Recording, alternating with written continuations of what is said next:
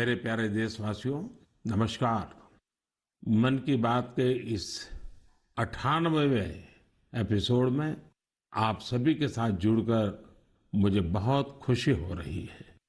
Century की तरफ बढ़ते इस सफर में मन की बात को आप सभी ने जन भागीदारी की अभिव्यक्ति का अद्भुत प्लेटफॉर्म बना दिया है। हर महीने लाखों संदेशों में कितने ही लोगों के मन की बात मुझ तक पहुंचती है।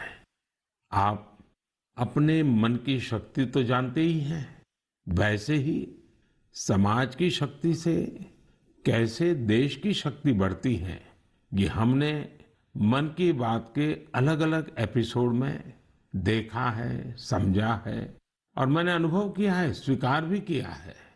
मुझे वो दिन याद है जब हमने मन की बात में भारत के पारंपरिक खेलों को प्रोत्साहन की बात की थी।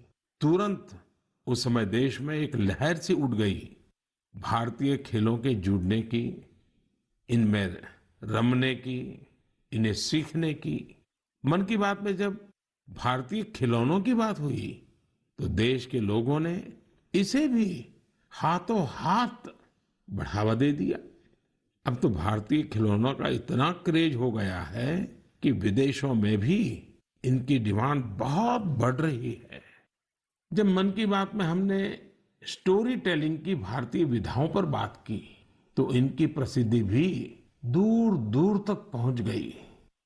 लोग ज्यादा से ज्यादा भारतीय स्टोरी टेलिंग की विधाओं की तरफ आकर्षित होने लगे। साथियों, आपको याद होगा सरदार पटेल की जयंती यानी एकता दिवस के अवसर पर मन की बात में हमने 3 कॉम्पिटिशन्स की बात की थी। ये प्रतियोगिताएं देशभक्ति पर गीत, लोरी और रंगोली इससे जुड़ी थी।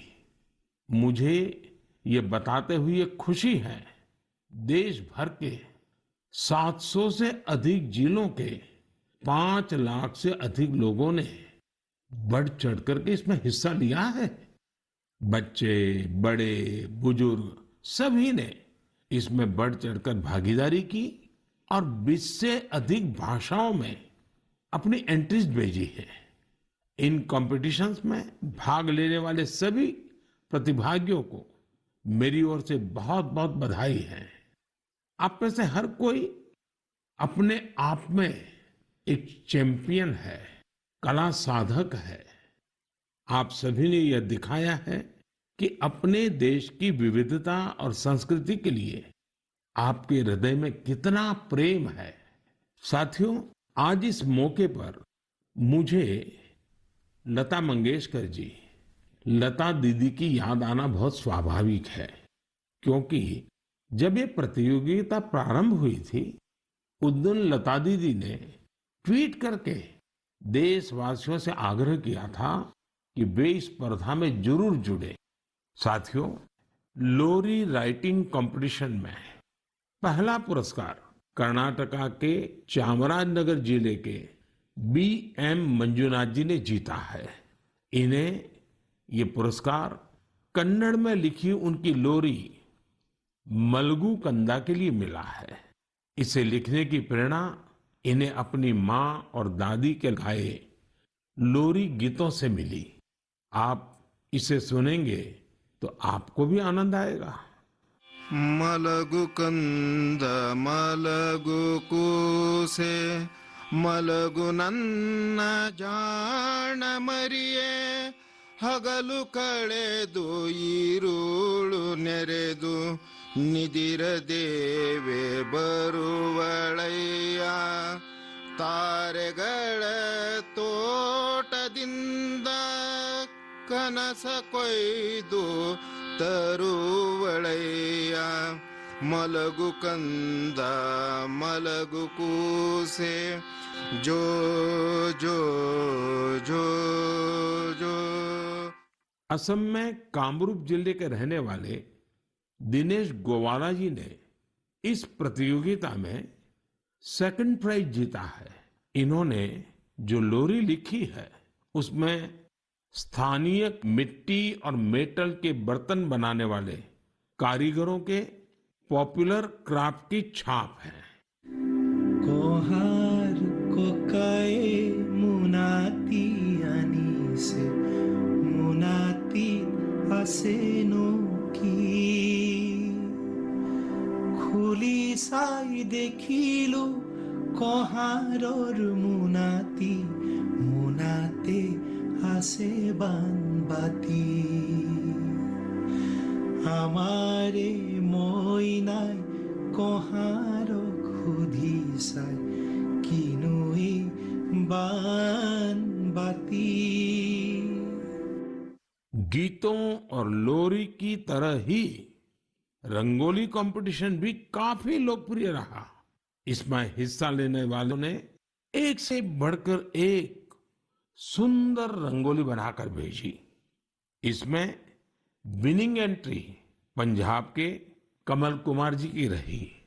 इन्होंने नेताजी सुभाष चंद्र बोस और अमर शहीद वीर भगत सिंह की बहुत ही सुंदर रंगोली बनाई। महाराष्ट्र के सांगली के सचिन नरेंद्र अवसारी जी ने अपनी रंगोली में जलियांवाला बाग, उसका नरसंहार और शहीद उधम सिंह की बहादुरी को प्रदर्शित किया। गोवा के रहने वाले गुरुदत्त वांटेकर जी ने गांधी जी की रंगोली बनाई, जबकि पुडुचेरी के मालातिसेल्वन जी ने भी आजादी के कई महान सेनानियों पर अपना फोकस रखा।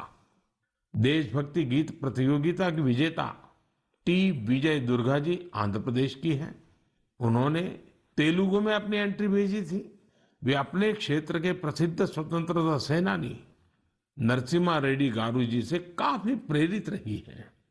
आप भी सुनिए विजय दुर्गा जी की एंट्री का यह हिस्सा। రేనాటి సూర్యుడా వీర నరసింహుడా భారత స్వాతంత్ర సమరపు అంకురానివి నీవురా అంకుశానివి నీవురా అంకుశానివి నీవురా తెల్లదొరల నీతి లేని నిరంకుశపు దమన కాండకు సలసలమని మరిగిన నీ నెత్తుటి ఎర్రని కాకలు రేనాటి సూర్యుడా వీర నరసింహుడా। तेलुगु के बाद अब मैं आपको मैथिली में एक क्लिप सुनाता हूं। इसे दीपक वत्स जी ने भेजा है। उन्होंने भी इस प्रतियोगिता में पुरस्कार जीता है। भारत दुनिया क शान छैयो भैया हमर देश महान छै। तीन बगल छै समुद्र से घेरल उत्तर में कैलाश बलवान छै। गंगा यमुना कृष्णा कावेरी कोसी कमला बलान छै। हमर देश महान छैयो भैया तिरंगे में बसल प्राण छै। साथियों, मुझे उम्मीद है आपको ये पसंद आई होगी। प्रतियोगिता में आई इस तरह की एंट्रीज की लिस्ट बहुत लंबी है। आप संस्कृति मंत्रालय की वेबसाइट पर जाकर इन्हें अपने परिवार के साथ देखें और सुनें। आपको बहुत प्रेरणा मिलेगी। मेरे प्यारे देशवासियों, बात बनारस की हो, शहनाई की हो, उस्ताद बिस्मिल्लाह खान जी की हो, तो स्वाभाविक है कि मेरा ध्यान उस तरफ जाएगा ही। कुछ दिन पहले उस्ताद बिस्मिल्लाह खान युवा पुरस्कार दिए गए। ये पुरस्कार म्यूजिक और परफॉर्मिंग आर्ट्स के क्षेत्र में उभर रहे प्रतिभाशाली कलाकारों को दिए जाते हैं। ये कला और संगीत जगत की लोकप्रियता बढ़ाने के साथ ही इसकी समृद्धि में अपना योगदान दे रहे हैं। इनमें वे कलाकार भी शामिल हैं जिन्होंने उन इंस्ट्रूमेंट्स में नई जान फूंकी है जिनकी पॉपुलैरिटी समय के साथ कम होती जा रही थी। अब आप सभी इस ट्यून को ध्यान से सुनिए।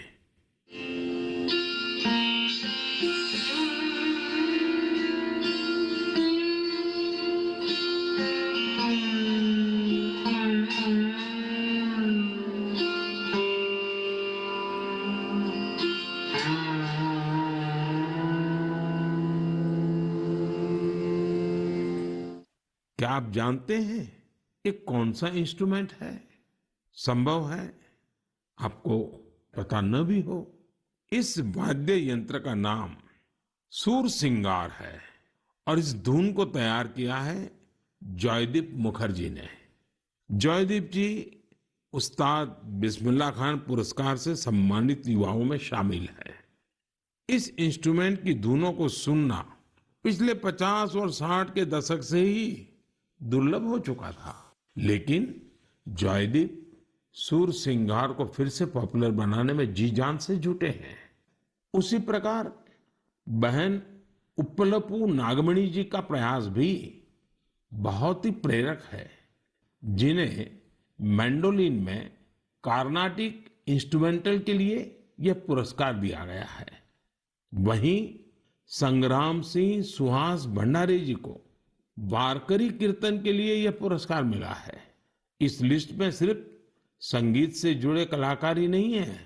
वी दुर्गा देवी जी ने नृत्य की एक प्राचीन शैली करकट्टम के लिए यह पुरस्कार जीता है। इस पुरस्कार के एक और विजेता राजकुमार नायक जी ने तेलंगाना के 31 जिलों में 101 दिन तक चलने वाली पेरिनी ओडिसी का आयोजन किया था। आज लोग इन्हें पेरिनी राजकुमार के नाम से जानने लगे हैं। पेरिनी नाट्यम भगवान शिव को समर्पित एक नृत्य है जो काकतीय डायनेस्टी के दौर में काफी लोकप्रिय था। इस डायनेस्टी की जड़ें आज के तेलंगाना से जुड़ी हैं। एक अन्य पुरस्कार विजेता साइखोम सुरचंद्रा सिंह जी है। ये मैतेई पुंग इंस्ट्रूमेंट बनाने में अपनी महारत के लिए जाने जाते हैं। इस इंस्ट्रूमेंट का मणिपुर से नाता है। पूरन सिंह एक दिव्यांग कलाकार है जो राजुला, मलुशाही, नेओली, हुड़का बोल, जागर जैसे विभिन्न म्यूजिक फॉर्म्स को लोकप्रिय बना रहे हैं। इन्होंने इनसे जुड़ी कई ऑडियो रिकॉर्डिंग्स भी तैयार की है। उत्तराखंड के फोक म्यूजिक में अपनी प्रतिभा का प्रदर्शन कर पूरन सिंह जी ने कई पुरस्कार भी जीते हैं। समय की सीमा के चलते मैं यहाँ सभी अवार्डीज की बातें भले न कर पाऊं, लेकिन मुझे विश्वास है कि आप उनके बारे में जरूर पढ़ेंगे। मुझे उम्मीद है कि ये सभी कलाकार परफॉर्मिंग आर्ट्स को और पॉपुलर बनाने के लिए ग्रास रूट्स पर सभी को प्रेरित करते रहेंगे। मेरे प्यारे देशवासियों, तेजी से आगे बढ़ते हमारे देश में डिजिटल इंडिया की ताकत कोने कोने में दिख रही है। डिजिटल इंडिया की शक्ति को घर घर पहुंचाने में अलग अलग ऐप्स की बड़ी भूमिका होती है। ऐसा ही एक ऐप है ई संजीवनी। इस ऐप से टेली कंसल्टेशन यानी दूर बैठे वीडियो कॉन्फ्रेंस के माध्यम से डॉक्टर से अपनी बीमारी के बारे में सलाह कर सकते हैं। इस ऐप का उपयोग करके अब तक टेली कंसल्टेशन करने वालों की संख्या 10 करोड़ के आंकड़े को पार कर गई है। आप कल्पना कर सकते हैं, वीडियो कॉन्फ्रेंस के माध्यम से 10 करोड़ कंसल्टेशंस, मरीज और डॉक्टर के साथ अद्भुत नाता। ये बहुत बड़ी अचीवमेंट है। इस उपलब्धि के लिए मैं सभी डॉक्टरों और इस सुविधा का लाभ उठाने वाले मरीजों को बहुत बहुत बधाई देता हूं। भारत के लोगों ने तकनीक को कैसे अपने जीवन का हिस्सा बनाया है, ये इसका जीता जागता उदाहरण है। हमने देखा है कि कोरोना के काल में ई संजीवनी ऐप, इसके जरिए टेली कंसल्टेशन लोगों के लिए एक बड़ा वरदान साबित हुआ है। मेरा भी मन हुआ कि क्यों ना इसके बारे में मन की बात में हम एक डॉक्टर और एक मरीज से बात करें, संवाद करें और आप तक बात को पहुंचाएं। हमें जानने की कोशिश करें कि टेली कंसल्टेशन लोगों के लिए आखिर कितना प्रभावी रहा है।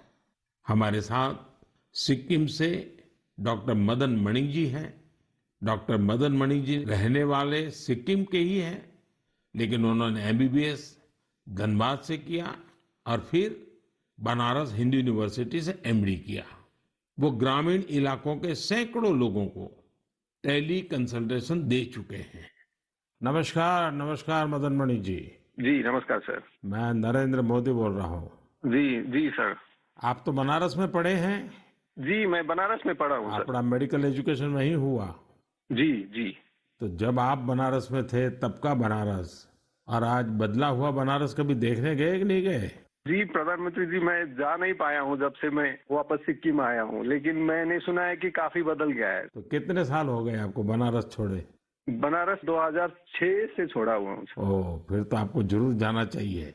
जी जी। अच्छा, मैंने फोन तो इसलिए किया कि आप सिक्किम के अंदर दूर सुदूर पहाड़ों में रह करके वहाँ के लोगों को टेली कंसल्टेशन का बहुत बड़ी सेवाएं दे रहे हैं। जी। मैं मन की बात के श्रोताओं को आपका अनुभव सुनाना चाहता हूँ। जी। जरा मुझे बताइए कैसा अनुभव रहा है? अनुभव बहुत बढ़िया रहा प्रधानमंत्री जी। क्या है कि सिक्किम में बहुत नजदीक का जो पीएचसी है, वहां जाने के लिए भी लोगों को गाड़ी में चढ़ के कम से कम 100-200 रुपया लेके जाना पड़ता है, और डॉक्टर मिले नहीं मिले ये भी एक प्रॉब्लम है। तो टेली कंसल्टेशन के माध्यम से हम लोग से सीधे जुड़ जाते हैं, दूर दराज के लोग। हेल्थ एंड वेलनेस सेंटर के जो सीएचओ होते हैं वो लोग हम लोग से कनेक्ट करवा देते हैं, और हम लोग का जो पुराने उनकी बीमारी है, उनकी रिपोर्ट्स, उनका अभी का प्रेजेंट कंडीशन, सारी चीजें हम लोग को वो बता देते हैं। यानी डॉक्यूमेंट ट्रांसफर करते हैं? जी जी, डॉक्यूमेंट ट्रांसफर भी करते हैं, और अगर ट्रांसफर नहीं कर सके तो वो पढ़ के हम लोग को बताते हैं। वहाँ का वेलनेस सेंटर का डॉक्टर बताता है? जी, वेलनेस सेंटर में जो सीएचओ रहता है, कम्युनिटी हेल्थ ऑफिसर। और जो पेशेंट है वो अपनी कठिनाइयां आपको सीधी बताता है? जी, पेशेंट भी कठिनाई हमको बताता है, फिर पुराने रिकॉर्ड्स देख के, फिर अगर कोई नई चीजें हम लोग को जानना है, जैसे किसी का चेस्ट ऑस्कल्टेट करना है, अगर उसको पैर सूजा है कि नहीं, अगर सीएचओ ने नहीं देखा है तो हम लोग उसको बोलते हैं कि जाके देखो सूजन है नहीं है, आंख देखो, एनीमिया है कि नहीं है, उसका अगर खांसी है तो चेस्ट को ऑस्कल्टेट करो और पता करो कि वहाँ पे साउंड है कि नहीं। आप वॉइस कॉल से बात करते हैं या वीडियो कॉल का भी उपयोग करते हैं? जी, वीडियो कॉल का उपयोग करते हैं। तो आप पेशेंट को भी देखते हैं? पेशेंट को भी देख पाते हैं। जी। पेशेंट को क्या फीलिंग आता है? पेशेंट को अच्छा लगता है, क्योंकि डॉक्टर को नजदीक से वो देख पाता है। उसको कंफ्यूजन रहता है कि उसका दवा घटाना है, बढ़ाना है, क्योंकि सिक्किम में ज्यादातर जो पेशेंट होते हैं वो डायबिटीज, हाइपरटेंशन के आते हैं, और एक डायबिटीज और हाइपरटेंशन के दवा को चेंज करने के लिए उसको डॉक्टर मिलने के लिए कितना दूर जाना पड़ता है, लेकिन टेली कंसल्टेशन के थ्रू वहीं मिल जाता है, और दवा भी हेल्थ एंड वेलनेस सेंटर में फ्री ड्रग्स इनिशिएटिव के थ्रू मिल जाता है, तो वहीं से दवा भी लेके जाता है वो।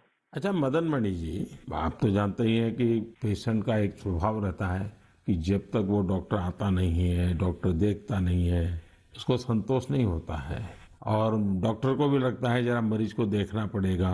अब आज सारा ये टेलीकॉम कंसल्टेशन होता है, तो डॉक्टर को क्या फील होता है, पेशेंट को क्या फील होता है? जी, वो हम लोग को भी लगता है कि अगर पेशेंट को लगता है कि डॉक्टर को देखना चाहिए, तो हम लोग को जो जो चीजें देखना है वो हम लोग सीएचओ को बोल के वीडियो में ही हम लोग देखने के लिए बोलते हैं, और कभी कभी तो पेशेंट को वीडियो में ही नजदीक में आके उसकी जो परेशानियां हैं, अगर किसी को चर्म का प्रॉब्लम है, स्किन का प्रॉब्लम है, तो वो हम लोग को वीडियो से ही दिखा देते हैं, तो संतुष्टि रहता है उन लोगों को। और बाद में उसका उपचार करने के बाद उसको संतोष मिलता है? क्या अनुभव आता है, पेशेंट ठीक हो रहे हैं? जी, बहुत संतोष मिलता है, हमको भी संतोष मिलता है सर, क्योंकि मैं अभी स्वास्थ्य विभाग में हूँ और साथ साथ में टेली कंसल्टेशन भी करता हूँ, तो फाइल के साथ साथ पेशेंट को भी देखना मेरे लिए बहुत अच्छा सुखद अनुभव रहता है। एवरेज कितने पेशेंट आपको टेली कंसल्टेशन के आते होंगे? अभी तक मैंने 536 पेशेंट देखे हैं। ओह, यानी कि आपको काफी इसमें महारत आ गई है। जी, अच्छा लगता है देखने में। चलिए, मैं आपको शुभकामनाएं देता हूँ। इस टेक्नोलॉजी का उपयोग करते हुए आप सिक्किम के दूर सुदूर जंगलों में, पहाड़ों में रहने वाले लोगों की इतनी बड़ी सेवा कर रहे हैं, और खुशी की बात है कि हमारे देश के दूर दरार क्षेत्र में भी टेक्नोलॉजी का इतना बढ़िया उपयोग हो रहा है। चलिए, मेरी तरफ से आपको बहुत बहुत बधाई। Thank you. साथियों, डॉक्टर मदन मणि जी की बातों से साफ है कि ई संजीवनी ऐप किस तरह उनकी मदद कर रहा है। डॉक्टर मदन जी के बाद अब हम एक और मदन जी से जुड़ते हैं। ये उत्तर प्रदेश के चंदौली जिले के रहने वाले मदन मोहनलाल जी हैं। अब ये भी संयोग है कि चंदौली भी बनारस से सटा हुआ है। आइए मदन मोहन जी से जानते हैं कि ई संजीवनी को लेकर एक मरीज के रूप में उनका अनुभव क्या रहा है। मदन मोहन जी प्रणाम। नमस्कार। नमस्कार साहब। नमस्कार। अच्छा, मुझे बताया गया है कि आप डायबिटीज के मरीज हैं जी। और आप टेक्नोलॉजी का उपयोग करके टेली कंसल्टेशन कर करके अपनी बीमारी के संबंध में मदद लेते हैं। जी। एक पेशेंट के नाते, एक दर्दी के रूप में मैं आपके अनुभव सुनना चाहता हूं, ताकि मैं देशवासियों तक इस बात को पहुंचाना चाहूं कि आज की टेक्नोलॉजी से हमारे गांव में रहने वाले लोग भी किस प्रकार से इसका उपयोग कर सकते हैं। जरा बताइए कैसे करते हैं। ऐसा है सर कि हॉस्पिटलें दूर हैं और जब डायबिटीज हमको हुआ तो हमको जो 5-6 किलोमीटर दूर जाकर इलाज करना पड़ता था, दिखाना पड़ता था। और जब से व्यवस्था आप द्वारा बनाई गई है, इससे है कि मैं जाता हूँ, हमारा जांच होता है, हमको बाहर के डॉक्टरों से बात भी करा देती हैं और दवा भी दे देती हैं। इससे हमको बड़ा लाभ है और लोगों को भी लाभ है इससे। तो एक ही डॉक्टर हर बार आपको देखते हैं कि डॉक्टर बदलते जाते हैं? जैसा उनको नहीं समझ, जिस डॉक्टर को दिखा देती हैं, वही बात करके दूसरे डॉक्टर से हमसे बात कराती हैं। और डॉक्टर आपको जो गाइडेंस देते हैं वो आपको पूरा फायदा होता है उससे? हमको फायदा होता है, हमको उससे बहुत बड़ा फायदा है और गांव के लोगों को भी फायदा उससे है। सभी लोग वहाँ पहुँचते हैं कि भैया हमारा बीपी है, हमारा शुगर है, टेस्ट करो, जांच करो, दवा बताओ। अब पहले तो 5-6 किलोमीटर दूर जाते थे, लंबी लाइन लगी रहती थी, पैथोलॉजियों में लाइन लगी रहती थी, एक दिन का समय नुकसान होता था। मतलब आपका समय भी बच जाता है और पैसा भी व्यय होता था। यहाँ पे निःशुल्क सेवाएं सब हो रही हैं। अच्छा, जब आप अपने सामने डॉक्टर को मिलते हैं तो एक विश्वास बनता है, चलो भाई डॉक्टर हैं, उन्होंने मेरी नाड़ी देख ली है, मेरी आंखें देख ली है, मेरा जीभ को भी चेक कर लिया है, तो एक अलग फीलिंग आता है। अब ये टेली कंसल्टेशन करते हैं तो वैसा ही फिर संतोष होता है आपको? हाँ, संतोष होता है कि हमारी नाड़ी पकड़ रहे हैं, आला लगा रहे हैं, ऐसा मुझे महसूस होता है। और हमको बड़ा तबीयत खुश होती है कि भाई इतनी अच्छी व्यवस्था आप द्वारा बनाई गई है, जिससे कि हमको जहाँ परेशानी थी, जाना पड़ता था, गाड़ी भाड़ा देना पड़ता था, वहाँ लाइन लगाना पड़ता था, और सारी सुविधाएं हमको घर बैठे बैठे मिल रही है। चलिए मदन मोहन जी, मेरी तरफ से आपको बहुत शुभकामनाएं हैं। उम्र के इस पड़ाव पर भी आप टेक्नोलॉजी को सीखे हैं, टेक्नोलॉजी का उपयोग करते हैं। औरों को भी बताइए ताकि लोगों का समय भी बच जाए, धन भी बच जाए और उनको जो भी मार्गदर्शन मिलता है उससे दवाइयाँ भी अच्छे ढंग से हो सकती हैं। हाँ, और क्या। चलिए, मेरी बहुत बहुत शुभकामनाएं हैं आपको मदन मोहन जी। बनारस को साहब आपने काशी विश्वनाथ को एकदम बना दिया, डेवलपमेंट कर दिया, ये आपको बधाई है हमारे तरफ से। मैं आपका धन्यवाद करता हूँ। हमने क्या बनाया जी, बनारस के लोगों ने बनारस को बनाया है। नहीं तो हम तो माँ गंगा की सेवा के लिए माँ गंगा ने बुलाया है, बस, और कुछ नहीं। ठीक है जी, बहुत बहुत शुभकामनाएं आपको। प्रणाम जी। नमस्कार सर। नमस्कार जी। साथियों, देश के सामान्य मानवी के लिए, मध्यम वर्ग के लिए, पहाड़ी क्षेत्रों में रहने वालों के लिए ई संजीवनी जीवन रक्षा करने वाला ऐप बन रहा है। ये है भारत की डिजिटल क्रांति की शक्ति और इसका प्रभाव आज हम हर क्षेत्र में देख रहे हैं। भारत के यूपीआई की ताकत भी आप जानते ही हैं। दुनिया के कितने ही देश इसकी तरफ आकर्षित हैं। कुछ दिन पहले ही भारत और सिंगापुर के बीच यूपीआई पे नाउ लिंक लॉन्च किया गया। अब सिंगापुर और भारत के लोग अपने मोबाइल फोन से उसी तरह पैसे ट्रांसफर कर रहे हैं जैसे वे अपने अपने देश के अंदर करते हैं। मुझे खुशी है कि लोगों ने इसका लाभ उठाना शुरू कर दिया है। भारत का ई संजीवनी ऐप हो या फिर यूपीआई, ये ईज ऑफ लिविंग को बढ़ाने में बहुत मददगार साबित हुए हैं। मेरे प्यारे देशवासियों, जब किसी देश में विलुप्त हो रहे किसी पक्षी की प्रजाति को, किसी जीव जंतु को बचा लिया जाता है तो उसकी पूरी दुनिया में चर्चा होती है। हमारे देश में ऐसी अनेकों महान परंपराएं भी हैं जो लुप्त हो चुकी थी, लोगों के मन मस्तिष्क से हट चुकी थी। लेकिन अब इन्हें जनभागीदारी की शक्ति से पुनर्जीवित करने का प्रयास हो रहा है, तो इसकी चर्चा के लिए मन की बात से बेहतर मंच और क्या होगा। अब जो मैं आपको बताने जा रहा हूं, वो जानकर वाकई आपको बहुत प्रसन्नता होगी, विरासत पर गर्व होगा। अमेरिका में रहने वाले श्रीमान कंचन बैनर्जी ने विरासत के संरक्षण से जुड़े ऐसे ही एक अभियान की तरफ मेरा ध्यान आकर्षित किया है। मैं उनका अभिनंदन करता हूं। साथियों, पश्चिम बंगाल में हुगली जिले के बांसबेरिया में इस महीने त्रिवेणी कुंभो महोत्सव का आयोजन किया गया। इसमें 8 लाख से ज्यादा श्रद्धालु शामिल हुए। लेकिन क्या आप जानते हैं कि ये इतना विशेष क्यों है?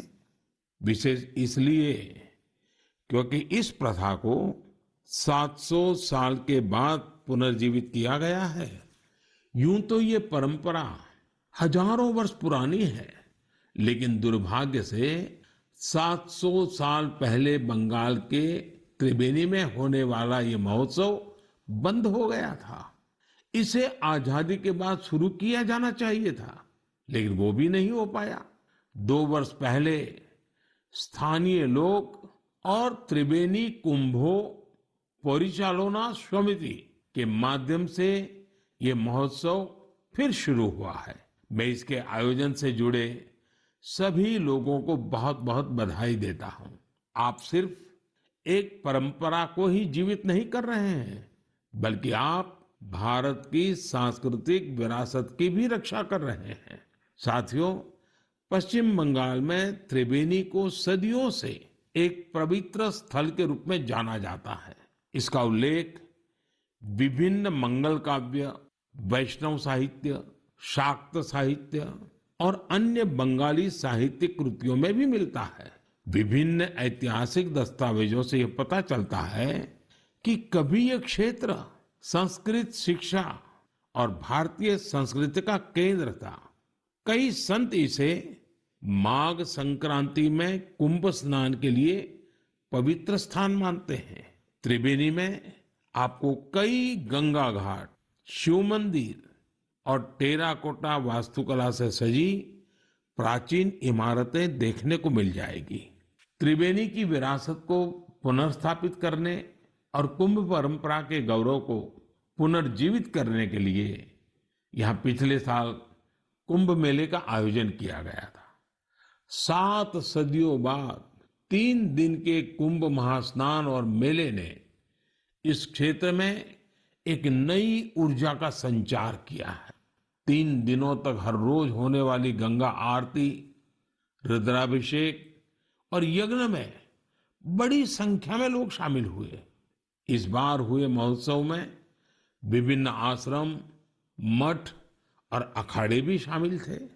बंगाली परंपराओं से जुड़ी विभिन्न विधाएं जैसे कीर्तन, बाउल, गोडियो नृत्य, श्रीखोल, पोटेर गान, छऊ नाच शाम के कार्यक्रमों में आकर्षण का केंद्र बने थे। हमारे युवाओं को देश के सुनहरे अतीत से जोड़ने का एक बहुत ही सराहनीय प्रयास है।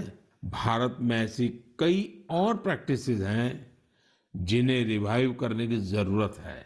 मुझे आशा है कि इनके बारे में होने वाली चर्चा लोगों को इस दिशा में जरूर प्रेरित करेगी। मेरे प्यारे देशवासियों, स्वच्छ भारत अभियान ने हमारे देश में जन भागीदारी के मायने ही बदल दिए हैं। देश में कहीं पर भी कुछ स्वच्छता से जुड़ा हुआ होता है तो लोग इसकी जानकारी मुझ तक जरूर पहुंचाते हैं। ऐसे ही मेरा ध्यान गया है हरियाणा के युवाओं के एक स्वच्छता अभियान पर। हरियाणा में एक गांव है दुल्हेड़ी।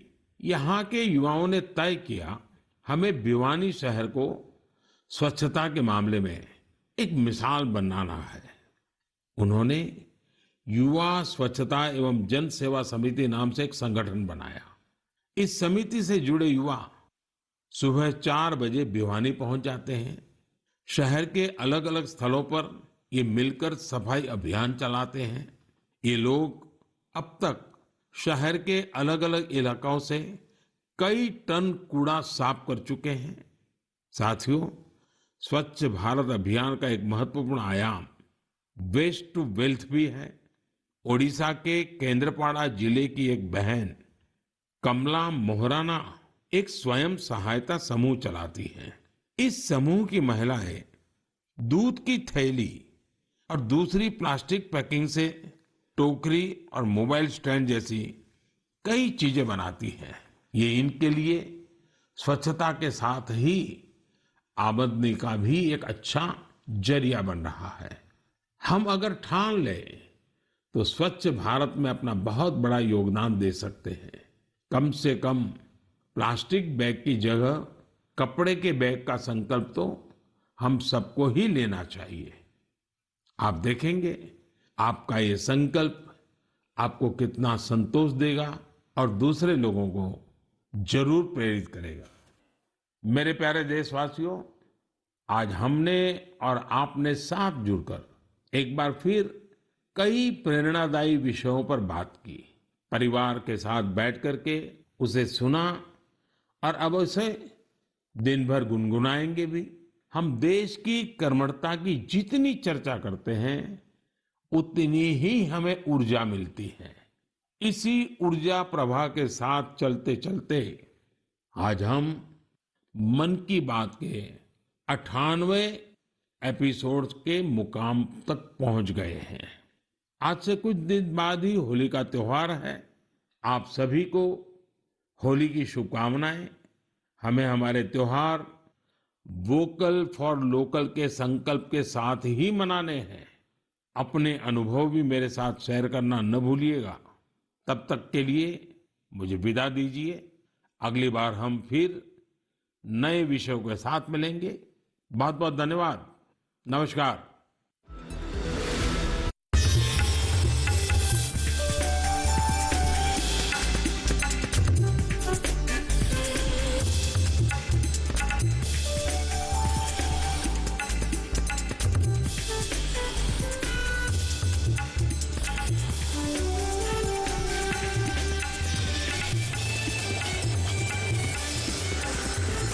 पीढ़ी के साथ बदलते भारत की शान।